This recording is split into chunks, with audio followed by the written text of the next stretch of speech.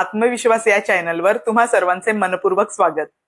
आत्मविश्वास या चॅनलवर प्रेरणादायक, भावनाशील, गमतीशीर आणि थरारक असे अनुभव ऐकायला मिळतात।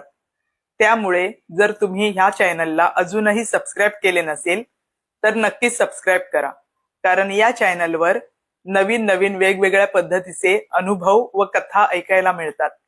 त्याचपैकी आजचा एक अनुभव मी सांगणार आहे जो की थरारक आहे आणि जो प्रत्यक्षात माझ्या वडिलांनी सांगितलेला होता। तो अनुभव आज मी तुमच्या बरोबर शेअर करणार आहे। तर चला वेळ न घालवता ऐकूयात।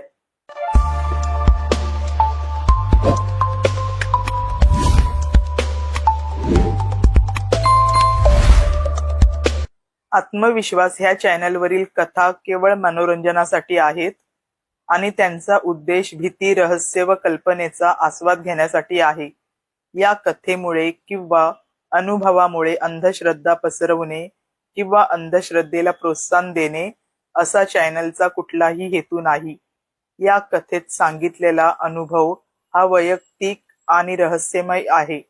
त्याचा अर्थ अंधश्रद्धेवर विश्वास ठेवणे असा होत नाही। प्रेक्षकांनीही वैज्ञानिक दृष्टिकोन ठेवून कथा व अनुभव ऐकण्याचा आस्वाद घ्यावा।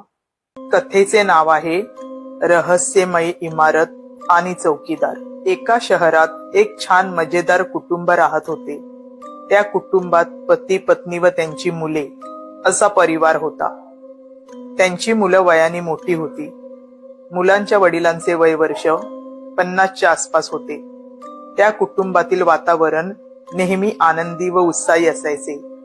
त्या घरातील प्रत्येक व्यक्तींचा स्वभाव गमतीशीर व दुसऱ्या व्यक्तींना सहयोग करणारा होता। त्या मुलांच्या वडिलांना आजूबाजूला राहणारे सर्वजण काका या नावाने हाक मारायचे। त्यांच्या शेजारी राहणारा राजू नावाचा एक तरुण त्यांच्या घरी नेहमी येत जात असे। दोन्ही कुटुंबाचे एक आपुलकीचे नाते होते।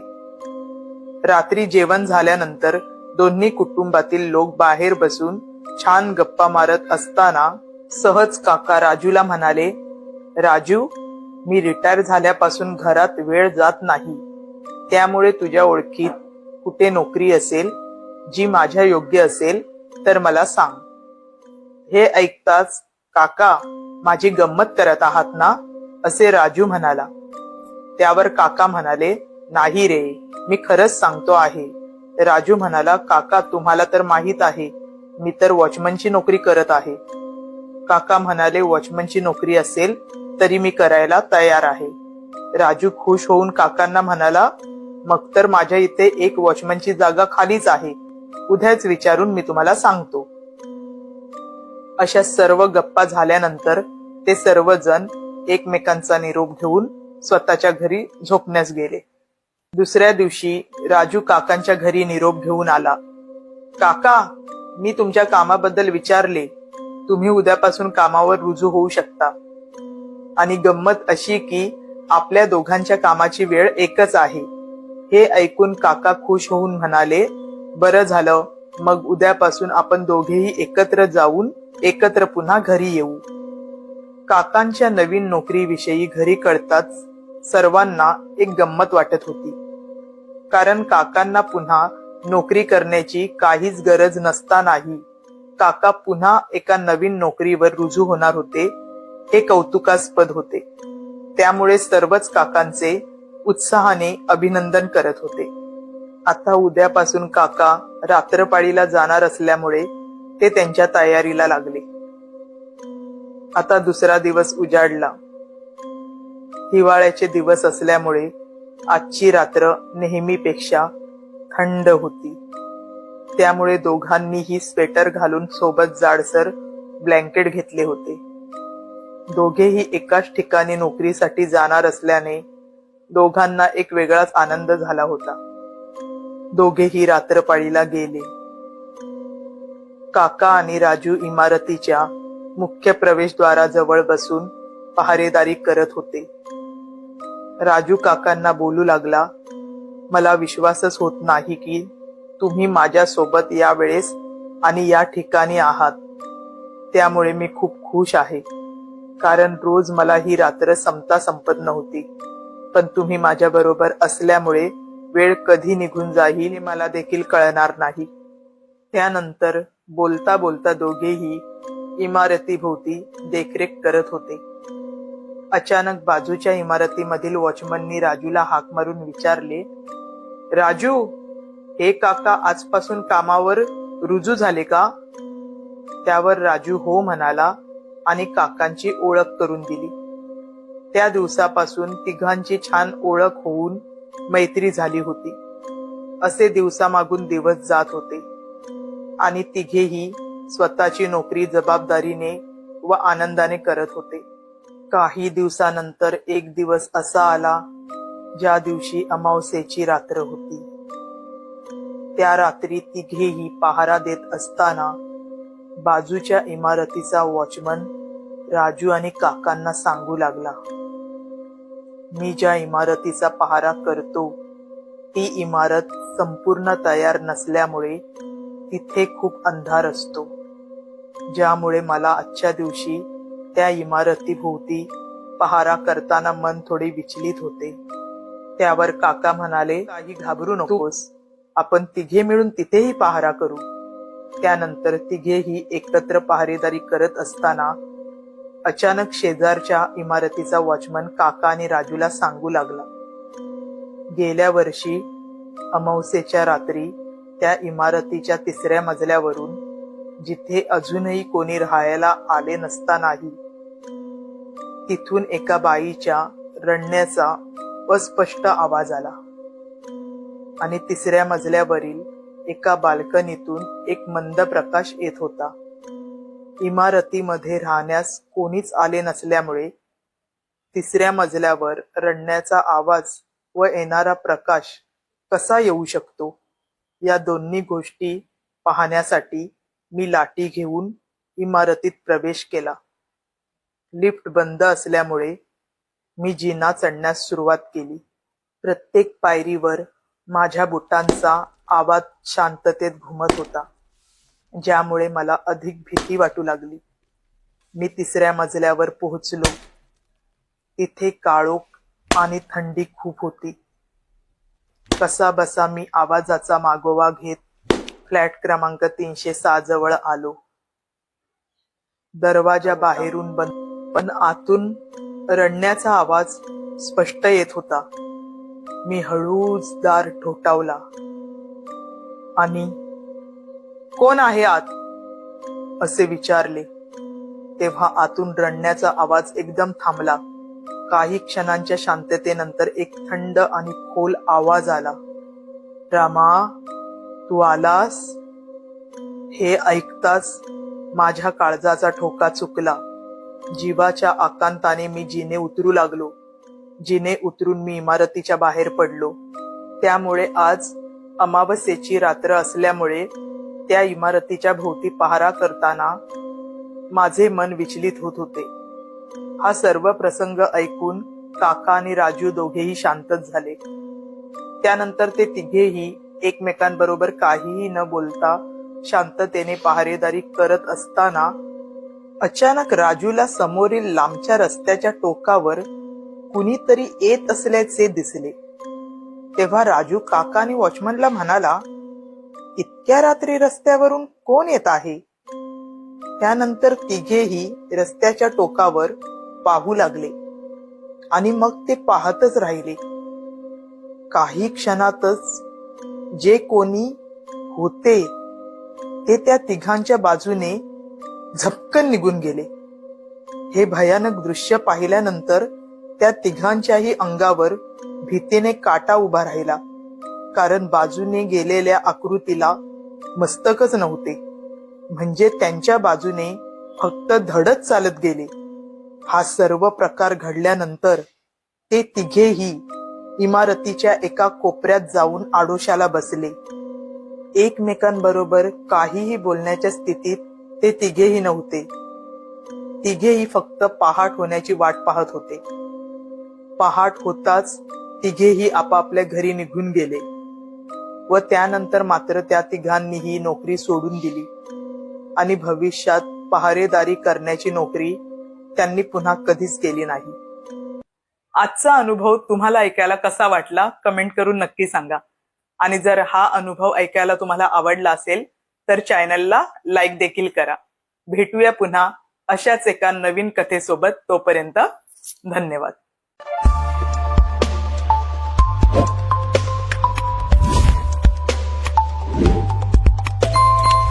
नमस्कार, मी समिधा. आत्मविश्वास बाय समिधा या चॅनलवर तुम्हा सर्वांचे पुन्हा एकदा स्वागत. मागील भागात आपण ऐकले त्या पती पत्नीच्या घरच्या रूमची लाईट अचानक चालू झाली. हे घडल्यावर ते दोघेही एकमेकांकडे बघतच राहिले. या प्रसंगापुढे काय झाले असेल हे आजच्या व्हिडिओमध्ये आपण ऐकूयात. या घडलेल्या प्रसंगामुळे दोघेही थोडे घाबरले गेले होते. पतीने थोडे स्थिर होऊन पत्नीला दिलासा दिला. कदाचित लाईटचे बटन बिघडले असेल, उद्या दुरुस्त करून घेऊ, असे बोलून पती लाईट बंद करण्यास उठत असताना पत्नीने त्यांना थांबविले आणि म्हणाली, लाईट चालूच राहू दे. त्यानंतर त्या दोघांनी संपूर्ण पांघरून डोक्यावरून घेऊन झोपले. पण प्रत्यक्षात मात्र ते दोघेही झोपले नव्हते. एकमेकांबरोबर काहीही न बोलता ते शांतच होते. असा बराच वेळ होऊन गेला. शेवटी मध्यरात्र झाली आणि आता रात्रीचे 2 वाजले होते. भयान शांतता पसरली होती. खिडकीतून येणाऱ्या थंड वाऱ्याशिवाय कसलीच हालचाल नव्हती. अचानक पत्नीला बाथरूम मधून पाण्याची खळबळ ऐकू आली. तिला बरं वाटले. तिला वाटले पती उठले आहे, त्यामुळे ती निश्चिंत होऊन झोपली गेली. अशा प्रकारे ती रात्र उलटून पहाट झाली. नेहमीप्रमाणे त्या दोघांचा वावर सुरू झाला. दोघेही स्वतःच्या कामामध्ये व्यस्त होते. पती ऑफिसला जाताना पत्नीला म्हणाले, आज लाईटचे बटन आपण दुरुस्त करून घेऊ. त्यानंतर पत्नीची घरच्या कामाची आवराआवर करण्याची सुरुवात झाली. तिला पहिल्या दिवसापासूनच त्या घरामध्ये एक अनामिक गंभीरता जाणवत होती. तिने काहीही बोलून दाखविले नसले तरीही तिला पहिल्या दिवसापासूनच त्या घरामध्ये वावरताना अस्वस्थ वाटत होते. सुरुवातीला तिने दुर्लक्ष केला, पण हळूहळू गोष्टी विचित्र होऊ लागले. पण हे तिच्याही लक्षात येत नव्हते. घरात तिला कोणाच्या तरी हालचालीचा भास व्हायचा. सर्व काम आटपून झाल्यावर ती झाडू मारत असताना जसजशी ती पुढे जात होती तस तसे तिच्या बरोबरीनेही कुणीतरी चालते आहे असे तिला जाणवू लागले. आता तिच्या मनामध्ये वेगवेगळ्या प्रकारचे विचार येऊ लागले. पण तरीही धीर करून ती दरवाजापाशी झाडू मारत मारत गेली आणि पटकन तिने वळून पाहिले तर संपूर्ण घरामध्ये शांततेशिवाय तिला काहीच जाणविले नाही. पण आता मात्र तिचा घरात काम करण्याचा आणि स्वयंपाकघरात जाऊन वावरण्याचा धीर होत नव्हता. त्यामुळे ती दिवसभर स्वयंपाकघरात न जाता बाहेरच्या रूम मध्येच बसून राहिली. आता संध्याकाळ झाली होती. संध्याकाळी ती तिची तयारी करत असताना आरशात पाहत असताना कुणीतरी आपल्याला दिसेल या भीतीने तिला आरशात देखील बघण्याचा धीर होत नव्हता. दिवसभरात घडलेल्या प्रसंगामुळे ती जेवली देखील नव्हती. आता मनातून मात्र ती फक्त पतीची वाट पाहत होती. तिचे लक्ष पतीच्या येण्याच्या दिशेने लागले होते आणि तेवढ्यातच तिला पती येताना दिसले. पतीला पाहताच पत्नीला बरं वाटले. तिच्या चेहऱ्यावर आनंद पसरला आणि पती बरोबर एक इसम देखील होता जो लाईटचे बटन दुरुस्त करण्यासाठी आला होता. त्यानंतर तिने त्या दोघांना चहा पाणी दिले. चहा पाणी झाल्यानंतर थोड्या वेळाने तो इसम लाईटचे बोर्ड दुरुस्त करू लागला. लाईटचे बोर्ड तो दुरुस्त करत असताना त्याने विचारले कोणते बटन दुरुस्त करायचे आहे. त्यावर पतीने दाखविले ह्या ट्यूबचे बटन दुरुस्त करायचे आहे. त्यावर तो इसम म्हणाला, मी संपूर्ण बोर्ड चेक केला, पण कोणतेही बटन खराब झालेले नाही. त्याचे हे उत्तर ऐकल्यावर पती आणि पत्नी एकमेकांकडे बघतच राहिले. त्यानंतर तो इसम जात असताना पतीने त्याला त्याच्या कामाचे पैसे दिले, पण त्याने काहीच काम न केल्यामुळे तो ते पैसे घेण्यास नाकारत होता. पण पतीने मोठ्या मनाने त्याला त्याच्या कामाचे पैसे दिले. त्यानंतर तो इसम निघून गेला. इसम निघून गेल्यानंतर ते दोघे एकमेकांबरोबर बोलत होते, पण त्या दोघांच्या मनातही हा विषय राहून गेला होता. जर बटन बिघडले नव्हते तर रात्री लाईट चालू कशी झाली. मात्र हा संवाद दोघांनीही एकमेकांशी साधणे योग्य समजले नाही. त्यानंतर जेवून झाल्यावर नेहमीप्रमाणे ते दोघे झोपताना पती म्हणाले, काल माझी झोप पूर्ण झालीच नसती, पण तू उठली आणि त्यामुळे मला बाथरूम मध्ये पाण्याचा आवाज आला. त्या धीरामुळे मी झोपलो गेलो. त्यावर पत्नी म्हणाली, पण मी तर उठलीच नव्हती, तुम्ही उठला होतात, त्यामुळे मी पाण्याची हालचाल ऐकली आणि त्या धीराने मी निश्चिंत होऊन झोपली गेली. त्यावर पती म्हणाले, मी तर रात्री उठलोच नाही.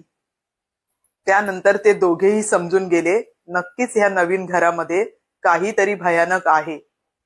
मात्र आजच्या रात्री त्या दोघांनी एक हुशारी केली. त्यांनी झोपताना त्या रूमची लाईट बंद केली नाही. नेहमीप्रमाणे दोघे एकमेकांबरोबर गमतीशीर गोष्टी बोलत असायचेत, तसे या रात्री न बोलता दोघेही शांतच होते. ते शांत झोपून विचारच करत होते. रात्र पुढे पुढे सरकत होती, मात्र दोघांच्याही डोळ्याला डोळा लागत नव्हता. त्या अंधाऱ्या रात्री भयान शांतता पसरली होती. दोघांनाही आपल्या आसपास वेगवेगळ्या प्रकारच्या हालचालींचा भास होत होता.